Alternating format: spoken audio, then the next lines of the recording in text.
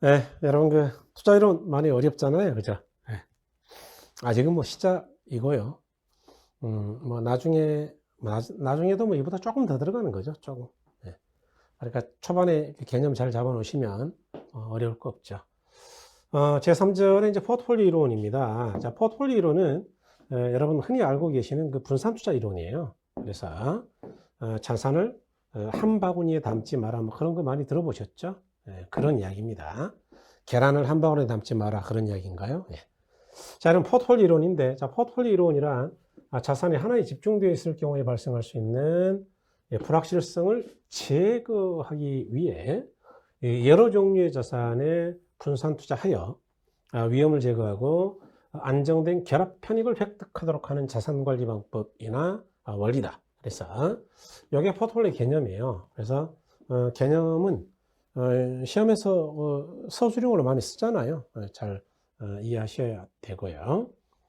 그 다음에 이제 이 가로 3번도 좀 읽어 놓으셔야 되는데, 포트폴리오 기법에 의하면 평균 분산 결정법으로 판단하기 어려운 투자 대안의 위험과 수익의 관계를 용이하게 분석할 수 있다, 그런 이야기죠. 그래서 평균 분산 결정법의 한계를 극복할 수가 있다, 그런 이야기예요.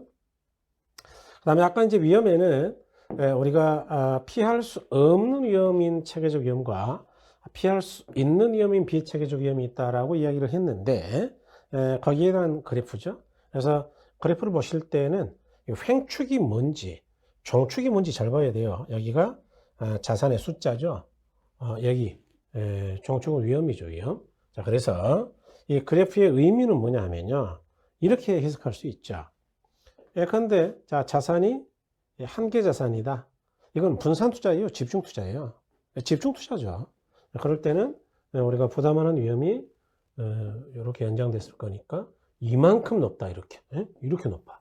그런데 두 개 자산이나 세 개나 네 개나 10개 자산 이렇게 가면, 또는 20개 자산 이렇게 가면 부담하는 위험이 커진다고요, 작아진다고요? 작아져.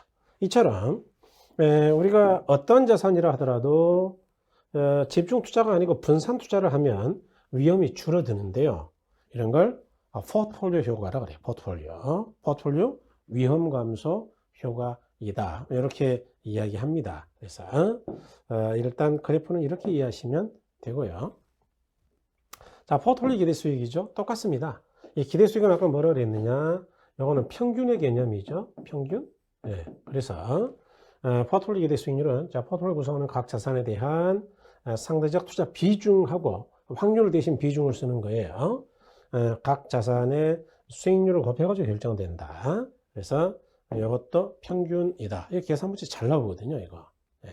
그 다음에 방금 제가 이야기 드렸던 이제 포트폴리오 효과인데, 포트폴리오 효과란 투자 대상을 다양하게 기대 수익률 하락 없이 위험을 감소시키는 효과. 그래서 핵심은 위험을 줄인다라는 거예요. 즉 2번 포트폴리오를 구성하는 자산의 수가 많아질수록, 아까 한 개보다는 20개 많아질수록 포트폴리오 효과가 커진다 그랬죠. 그래서 일단 여기까지. 이거는 상관계수니까 좀 어려운 이야기니까 놔두고, 그 다음에 상관계수라는 거는 뭐냐, 이거는 지금 설명은 조금 어려운데, 서로 관계가 있냐 없냐를 나타내는 계수예요. 이 통계학에서 꽤 어려운 이야기인데, 상관계수는 한 자산의 수익률의 변동에 따른 다른 자산의 수익률의 변동 정도를 의미한다.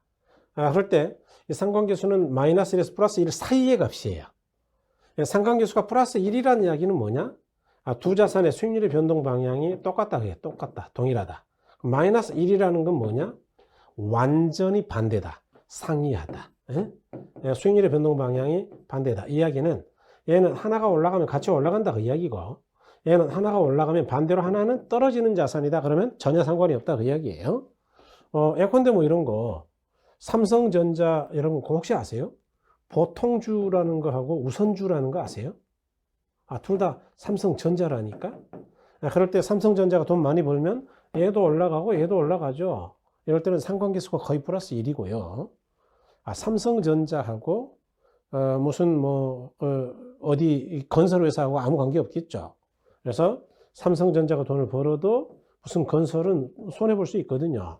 이럴 때는 마이너스 1쪽에 가깝다 이렇게 이야기할 수 있는 거죠.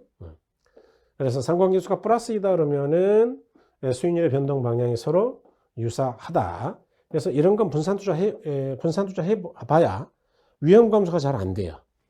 즉 하나가 손해볼 때 하나가 벌어줘야 위험이 줄어드는 건데 어차피 둘 다 손해봐. 그러면 위험 감소가 안 되겠죠. 상관계수가 마이너스 쪽인 경우는 두 자산 간의 수익률의 변동 방향이 서로 다르다. 그러니까 포트폴리오 위험 분산 효과가 커진다. 여기까지만 이해하시면 돼요. 여기까지 일단. 현재는 뭐 거의 다 했습니다만은. 그래서 이 정도 보시면 되고요. 기왕 했으니까 다 해버릴까? 상관계수가 마이너스 1이다. 요거 이제 시험에 나왔거든요. 상관계수가 마이너스 1인 경우에는 어떻게 되냐? 수익률의 변동 방향이 완전히 반대죠. 그러다 보니까 위험 분산 효과가 아주 커서 우리가 줄일 수 있는 위험, 비체계적 위험을 제로까지 줄일 수 있어요. 완전히 줄일 수 있어요. 즉 상관계수가 마이너스 1인 경우 비체계적 위험을 제로까지 만들 수 있다. 지금 제가 비체계적 위험을 제로까지라 그랬지 모든 총 위험이 제로라는 이야기는 안 했어요. 다시 말해 체계적 위험이 줄어드는 건 아니고 비체계적 위험까지만 줄어들 수가 있다. 그 이야기죠. 다시 말해서 요거 이 비체계적 위험 이거는 완전히 줄어든다니까 이거는. 그런데 여전히 체계적 위험은 남아있죠. 분산 투자해도. 그런 이야기를 하는 겁니다. 그래서 이런 이야기다. 자, 그 다음에 상관계수에 대한 이야기를 그래서 좀 드렸죠. 그 다음에 여러분 이제 뭐 정리해 놓은 것 뿐이고, 자, 평균분산 지배 원리죠. 이거는 진짜 쉬운데 사실은 뭐냐면 이 평균이 뭐냐면 아까 제가 기대수익을 평균이라고 그랬죠. 분산 또는 표준 편차로 계산하는 게 뭐라고? 위험. 그러니까 평균분산 지배 원리란 투자는 기대수익과 위험의 상관관계에 따라서 어떤 걸 투자할 거냐? 투자를 선택하는 기준으로 만약 위험이 똑같은 두 개의 자산이 있다? 여러분 같으면 어떤 거 하겠어요? 어차피 위험이 같대. 그럴 때는 수익이 적은 쪽을 투자하겠어요? 많은 쪽을 투자하겠어요? 당연히 많은 쪽이지. 그래서 평균 기대수익이 가장 큰 쪽, 이런 쪽을 선호할 것이다. 그래서 선택한다, 지배한다. 지배한다는 말이나 선택한다는 말이나 같은 이야기예요. 자, 그러면 만약 이번에는 거꾸로 평균 기대 수익이 같다. 수익이 똑같아. 수익. 어차피 두 개 자산의 수익이 같대요. 그럴 때는 위험한 자산이 좋을까요? 위험이 적은 쪽이 좋을까요? 위험이 적은 쪽이죠. 그래서 평균 수익률이 동일할 경우에는 가장 작은 위험을 갖는 투자를 선택한다. 그래서 이걸 평균분산 결정법이라고 그래요. 다른 말로 지배원리라고 그러죠. 이 경우 평균분산 지배원리를 만족하는 동일한 수익에서 낮은 위험과 그다음에 동일한 위험에서는 높은 수익을 갖는 자산을 우리는 뭐라 그러느냐? 좋은 자산이다. 그래서 효율적 포트폴리오다. 이렇게 이야기한다. 그런데 이제 이 한계도 있다 그 이야기죠. 얘는 어째서 그러냐? 자, 이제 예를 들어서 한번 볼게요. 예를 들어서 여러분 예컨대 이제 이렇게 한번 보자고. 여기 포트폴리오 1번이 있고, 포트폴리오 2번이 있고, 포트폴리오 3번이 있고, 포트폴리오 4번이 있어요. 여기가 수익이고요. 여기가 위험이에요. 위험. 자, 그럴 때 우리가 이제 어떤 걸 선택할 것이냐 뭐 그런 이야기 아니겠어요? 그럴 때 이렇게 한번 선택해 보세요. 여러분 평균분산 결정법으로 요거 10%, 요거 10%, 요거 20%, 요거 30%예요. 요거는 자 10%, 20%, 30%, 30%예요. 자, 그러면 지금 여러분이 평균분산 결정법 배웠으니까 그대로 써보자고. 자, 예컨대 여기 1번과 2번은 요거. 수익이 똑같네. 수익이 똑같을 때는 위험이 큰 게 좋다고요? 작은 게 좋다고요? 작은 것. 그래서 포트폴리오 1을 선택하는 거예요. 자, 3과 4는 위험이 같은데, 위험? 둘 다 30%잖아요. 그럴 때는 수익이 낮은 게 좋아요? 높은 게 좋아요? 높은 거. 그래서 4를 선택했다 그 이야기죠. 다시 말해서 문제는 요걸 이제 우리가 효율적 포트폴리오라고 하는데 이 두 개를 뭐라 그러느냐? 효율적 포트폴리오다 이렇게 이야기해요. 즉 이런 거보다는 효율적이다 그 이야기죠. 그런데 문제는 1번하고 4번 중에 누가 우월하냐? 그러면은 평균분산 결정법은 답을 못해요. 이것 중에 최고가 누군데 그럼 답을 못한다고요. 이걸 평균분산 결정법의 한계라 그래.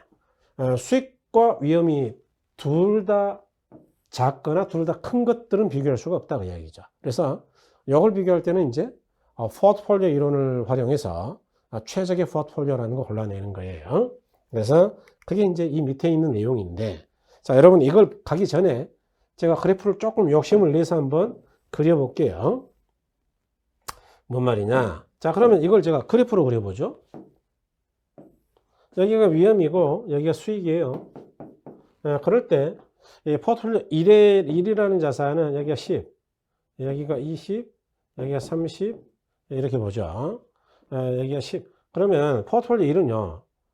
요거 수익도 위험도 둘 다 10%인 거예요. 이거 1번 자산. 포트폴리오 2번은 1하고 22죠. 여기 2번 자산. 요거 3번은 수익 20하고 그다음에 30%죠. 그래서 여기 3번 자산. 4번은 수익도 30이고 위험도 30이죠. 그래서 여기에 4번 자산. 자, 그럴 때 둘 중에 어떤 게 우월하냐? 그건 금방 찾았다니까.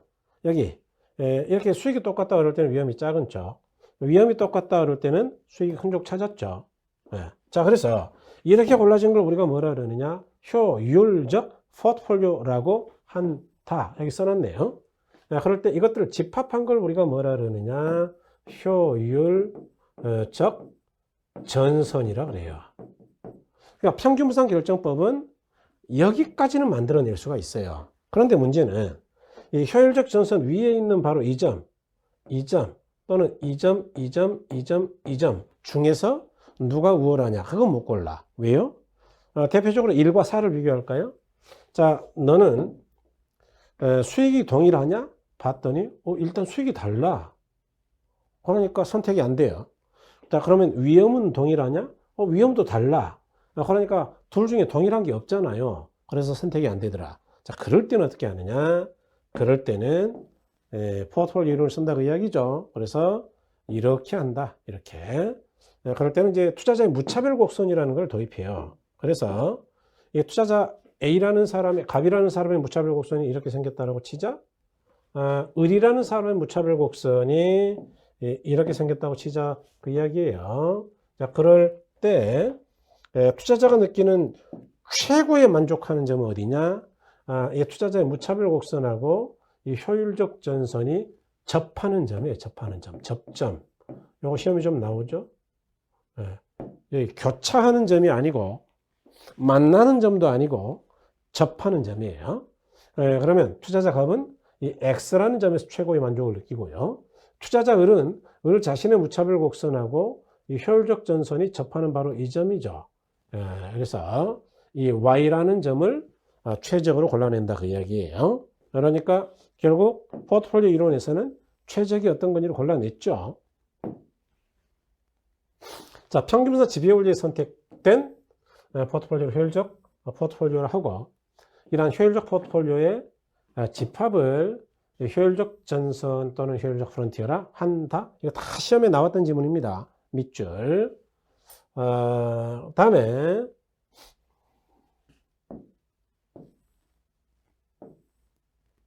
무차별 곡선과 이제 최적의 포트폴리오죠.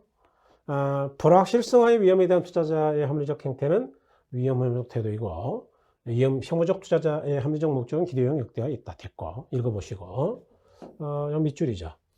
투자자의 위험에 대한 태도는 무차별 곡선으로 표시되는데 무차별 곡선이 아래로 볼록한 우상의 형태 그러면 아까 요거죠. 요걸 아래로 볼록하다 그래 이거. 여기 있잖아 요거. 응? 요거를 이렇게 생긴 걸 뭐라 그러느냐? 이렇게 생긴 거 아래로 볼록하잖아요. 그리고 오른쪽이 상향이잖아. 우상향이다 이렇게 이야기한다. 그래서 아래로 볼록한 우상향 형태를 갖는 것, 이런 걸 이제 우리는 혐오적 투자자라고 한다, 그 이야기죠. 네. 자, 그럴 때 이 최적의 포트폴리오는 어떻게 결정되느냐? 최적의 포트폴리오는 이 효율적 전선하고 이게 구부러진 곡선이 있었죠. 그 다음에 무차별 곡선 요거죠. 요게 접하는 점에서 결정된다. 중요하다. 접하는 점에서 결정된다.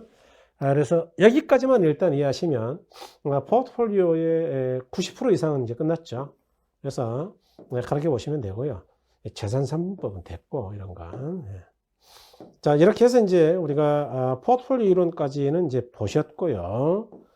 그 다음에 이제 우리가 이 다음에 뭘 할 거냐면 이제 투자 분석 기법을 할 건데, 여기에 앞서서 뭘 먼저 정리해 드리겠냐. 파워포인트 핵심 요약 자료를 정리해 드릴게요. 그래서 지금까지 했던 거를 대략 30분의 시간에 걸쳐서 정리해 보자. 가능하냐? 가능하죠.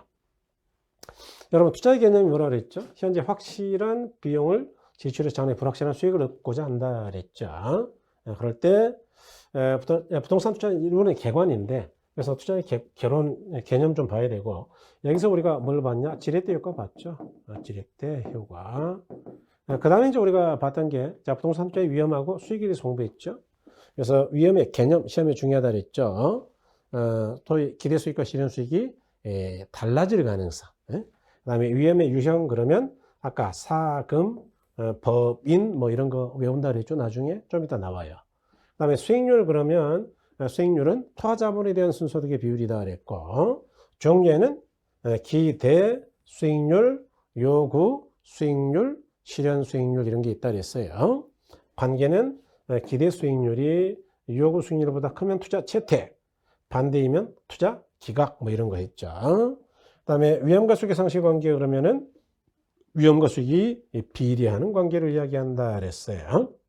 그 다음에 위험의 처리를 했는데, 여기에는 일단 개념만 알자 그랬죠. 자, 위험한 투자를 제외하는 방법이 있었다. 두 번째는 보수적 예측 기법이 있었다. 세 번째는 위험, 조정, 할인율을 적용하는 방법이 있었고, 오늘 설명은 아직 안 했지만 감흥도 분석도 시험에서는 좀 나왔다 그랬네요. 그래서 차차 할 거고요. 그 다음에 이제 다음 주에 뭘 할 거냐. 자, 화폐 시간적 가치에 대해서 따질 거예요. 현재 가치, 미래 가치.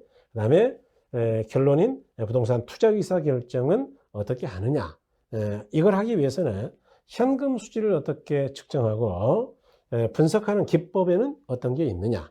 할인연금 수지 분석법, 림셈법, 비율 분석법 이런 걸 할 것이다. 그 이야기. 아직 안 했어요. 이 부분은. 자, 그럴 때, 자, 부동산 투자와 투기인데, 여러분, 부동산 투자에는요, 이 장점은 적어도 네 가지는 무조건 기억이라고 했습니다.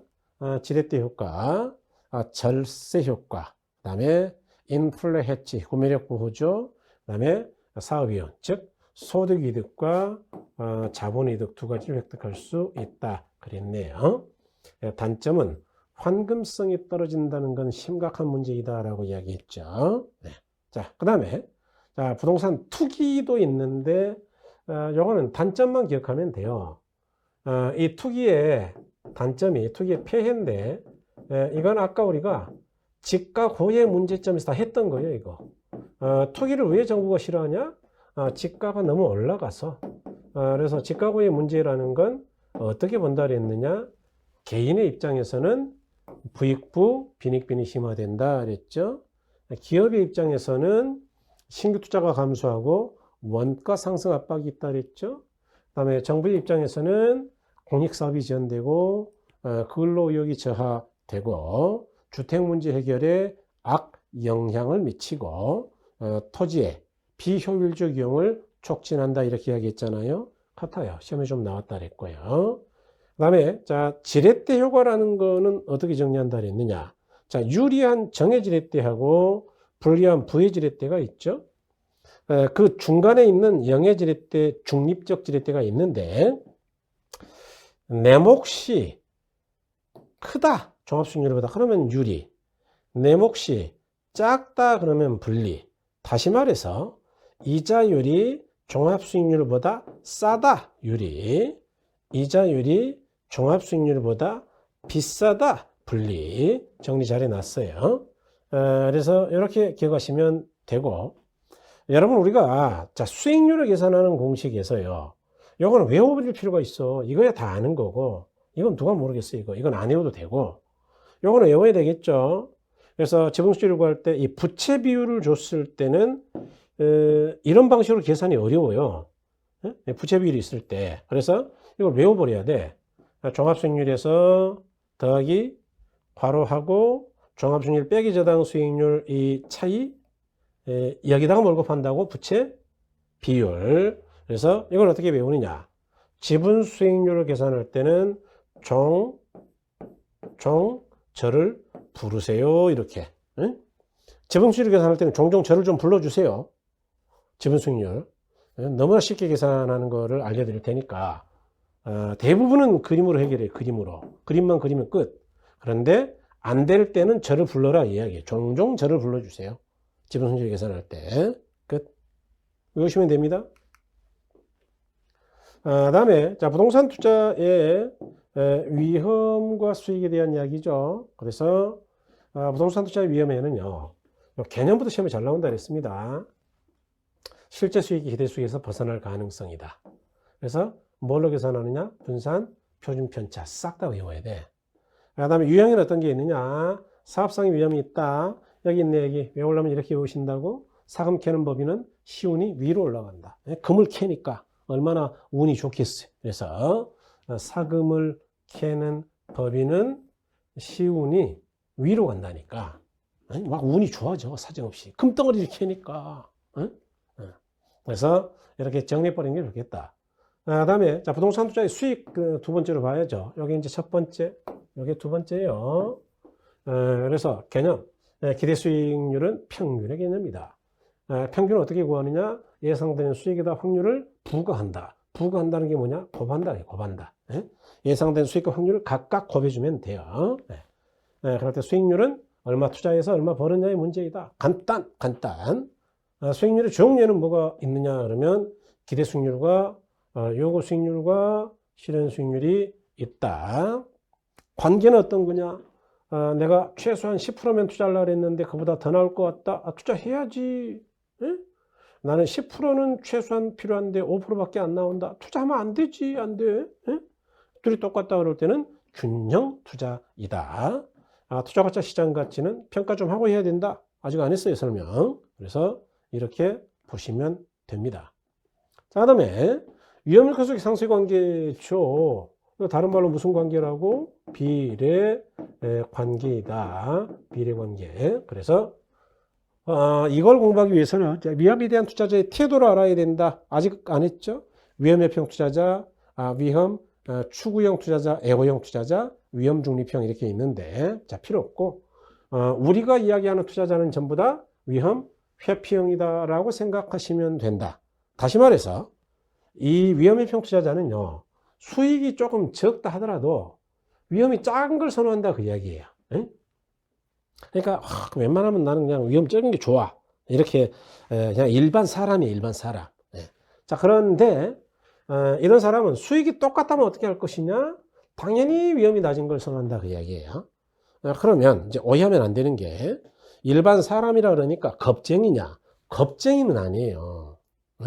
그러니까 잘못 설명해버리는 경우가 너무 많아. 얘는 배짱이 없고 얘는 배짱이 있고 그러는데 그거 아니요. 얘는 합리적인 일반인이고 얘는 철없는 사람이 철없는 사람. 아무 생각 없는 사람이에요 이거. 배짱이 좋은 게 아니고 아는 게 없으니까 무식해서 용감한 거예요. 그건 배짱이 아니지. 알고 있음에도 불구하고 용기를 내는 건 배짱이고.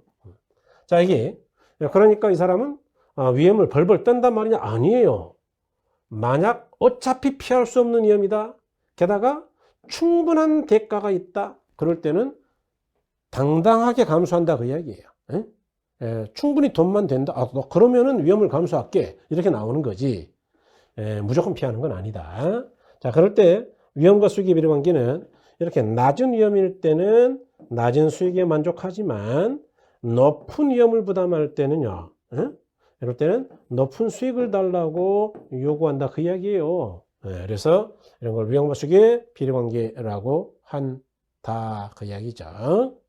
그럴 때 투자자의 요구 수익률이 어떻게 정의된다 그랬느냐? 무위험률에다가 위험 할증률을 더한 값이다. 요구 수익률은 여기다 위험 할증률. 그럴 때 무위험률은 뭐의 대가라고? 그냥 기다리면 주는 거. 시간의 대가. 그 다음에 위험 할증률은 뭘 부담할 때만 준다고요? 위험을 부담할 때만 주는 거다. 그 이야기. 그래서 이렇게 보실 수가 있겠다. 다음에 이제 포트폴리오 이론이죠. 포트폴리오 이론인데, 자, 포트폴리오 이론은요, 포트폴리오 이론은, 일단 이거 분산 투자라 그랬잖아요. 그럼 뭐 하려고 분산 투자하냐? 번거로워 죽겠는데, 세상 바빠 죽겠는데 왜 이런 거 하냐? 불필요한 위험을 제거하고 안정된 수익을 얻으려는 목적이다. 그런 이야기고. 그럴 때 이 포트폴리오도 위험의 계산은 이런 걸로 하는 거고, 수익의 계산은 뭘로 한다고? 평균으로 한다. 그 이야기죠. 그럴 때 이 포트폴리오 수익의 계산도 시험에서 아주 자주 나왔어요. 그래서 각각의 수익과 이 투자 비중이에요. 비중. 여기 포트폴리오 1의 비중, 포트폴리오 2의 비중, 투자 비중. 그래서 확률을 대신 A를 곱해요. 그래가지고 이 결과를 어떻게 하면 되느냐? 시그마 하면 돼. 그럼 요거는 10의 반쪽이니까 5. 응? 요거는 20의 반쪽이니까 10. 요거 시그마 하면 얼마 나와요? 15. 이렇게 계산한다 그 이야기. 그러면 포트폴리오 2는 어떻게 구하냐? 요거하고 요거를 곱해. 요거하고 요거를 곱해. 그래가지고 그거를 시그마 하면 돼. 그러면 7일은 7 몇 프로? 7%. 2, 3은 6 몇 프로? 6%. 두 개 돼서 얼마 나왔다고요? 13%. 이렇게 계산하면 된다. 그러니까 이게 이제 계산 문제로 아주 자주 나오는 평균에 대한 계산 문제, 기대수익 또는 기대수익률. 너무 쉬워. 그냥 곱해가지고 더하면 된다니까요. 물론 이제 초기에는 그렇게 나왔어요. 19회 때. 19회 때는 이제 세 줄짜리인데, 그냥 세 줄을 곱해가지고 더하면 돼요. 그런데 이제 19회로부터도 이미 10몇 년 지나다 보니까 그렇게 간단하게는 안 나옵니다. 상당히 복잡하게 나오는데 요거 계산하면 다 할 수 있죠. 자, 그다음에 평균분산 결정법이죠. 이 평균하고 분산의 입장에서 뭘 결정하자 그 이야기예요. 자, 평균이 수익인데 수익이 똑같다? 위험이 작은 쪽 가면 되는 거고, 분산이 위험인데 위험이 똑같다? 그럼 수익이 높은 쪽으로 가면 되는 거지 뭐. 예를 들어서 아까 제가 예를 들었던 게 이거 아닙니까? 요거 기대 수익이 둘 다 10%다 그 이야기예요. 그럴 때는 이거 오타네. 오타 0.1, 0.2 이 오타예요. 0.2 폭사기 자꾸 써서 그래. 0.3, 0.3이요. 죄송합니다. 이건 아주 치명적인 오타네. 좀 바꿔주세요. 그래서 어쨌든 자 수익이 같다 그럴 때 위험이 큰 거 안 하지 이걸 고르지. 여기 위험이 동일하다? 그럴 때는 수익이 작은 거 안 하죠 이걸 고르죠. 그래서 이렇게 골라진 걸 뭐라 그랬느냐? 효율적 포트폴리오고, 이것들을 집합한 걸 뭐라 그랬느냐? 효율적 전선이라 그랬다 그 이야기예요. 그러면 투자자가 고르는 최적의 포트폴리오는 어떻게 선택하느냐? 이 효율적 전선과 투자자의 무차별 곡선이 접하는 점이다. 접하는 점. 그래서 이 사람의 무차별 곡선하고 효율적 전선이 접하는 이 A점이다. 이런 이야기예요. 이 무차별 곡선은 위로 아래로 올라갔다 내려갔다 하거든요. 1번, 2번, 3번. 그러니까 여기처럼 이 교차잖아. 교차. 여기 교차하는 점이 아니고요. 접점이다 그 이야기예요. 지금 굉장히 중요한 이야기죠. 이거 시험에 써먹으니까. 그래서 이렇게 해서 우리가 포트폴리오 이론까지를 이제 정리를 하신 거지요. 그러면 이제 다음 주에는 어떤 것들을 할 것이냐 그 이야기예요. 다음 주에 간단하게 보고 정리할게요. 머리 아플 거니까. 요거 좀 어렵습니다. 그래서 여러분 기본서의 제 3장에 해당하는 걸 좀 읽어놔 두셔야 돼. 빨리 끝내려면. 화폐 시간 가치는 현재 가치와 미래 가치가 있다 그러더라. 그래서 이 현재 가치와 관련되는 개수 3개, 미래 가치랑 관련되는 개수 3개, 6개 개수가 있다. 그래서 책을 좀 읽어주시면 좋다 그랬습니다. 기본서를 미리 한번 읽어주세요. 숙제예요. 그런데 나는 기본서 읽어보니까 도저히 뭔 말인지 모르겠다. 그러면 기초과정 강의를 한 번만 들어주세요. 기초과정 강의 뭐 2번도 아니고 한 번만 듣기. 뭐 요거 꼴랑 한 30분 강의했어요. 그 다음에 저당 상환의 예시, 저당 상수는 굉장히 중요한데 요것도 강의를 좀 들어주시겠는데 한 30분 했어요. 다음으로 자, 부동산 투자 이론에서 이제 시험에서 어마어마하게 많이 나오는 건데 이 현금 수지의 측정이다. 요거는 무조건 들어 놓으셔야 돼. 그래서 책을 한번 읽어보든지 무조건 들어야 돼요. 무조건 외워야 되니까 가유 순전 후 이렇게. 그다음에 지분복귀 요거는 이제 순 빼기 미자인데 요것도 자본이득세. 자, 그래서 요것도 꼭 기억하셔야 된다. 그래서 다음 주에 이런 것들을 가지고 이제 대략 한 3시간 이상을 설명할 거예요, 지금. 그래서 이런 걸 들어 놓으셔야 된다. 그 다음에 자, 부동산 투자 의사결정 그러면 이 할인 현금 수지 분석법이라는 거죠. 그래서 여기는 순영가법이다, 수익성지수법이다, 내부수익률법이 있는데 이것도 싹 다 한번 읽어 놓으셔야 돼요. 그 다음에 림셈법, 기초과정에서는 이거 안 했어요. 그 다음에 비율분석법 이거 안 했거든요. 이번에 일부 좀 할 거예요. 일부.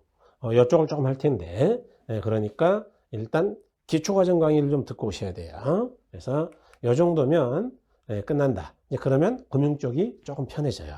그래서 이렇게 생각하시면 되겠습니다.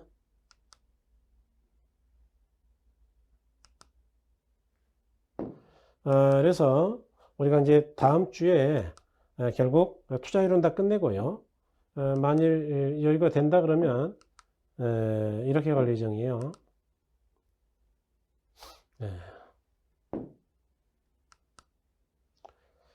어디까지 갈 예정이냐 하면 이제 금융의 전반부 갈 예정입니다. 그래서 오늘은 뭐 마지막 강의가 조금 짧은데 이 정도로 하고요. 이렇게 해서 투자 이론의 절반 정도를 맞추는 걸로 만족하겠습니다. 여러분 대단히 수고하셨고요. 다음 강의에서 뵙도록 하겠습니다. 수고하셨습니다.